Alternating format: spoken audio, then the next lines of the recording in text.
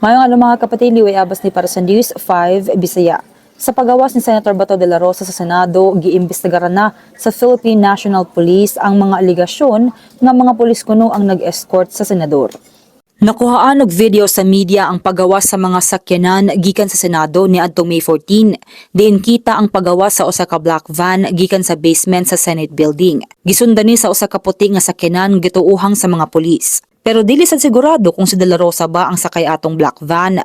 Pero ang video na record bandang alas 2:30 sa kaadlawon nga pareho sa giingong oras nga nigawas sa Senado si De La Rosa. Sumala kang PNP Chief Jose Nartates sakay sa puti nga police vehicle ang hepe sa Pasay City Police pero wala daw ni nag-escort sa itom nga van. Sa usa ka statement, nagmando si Nartates sa pagsusi sa logbooks, CCTV recordings ug radio dispatch isip parte sa investigasyon. Gihimakaksan ni Nartates nga nakahibaw sila sa pagawas si De La Rosa ngadto sa Senate building ug wala sad kuno direktiba sa mga pulis nga i-escort ang senador. Mas lamang kanatong balita magpadayon na sa pagbantay sa social media pages sa News 5 para sa uban pa mga balita ug update. Amping tang tanan.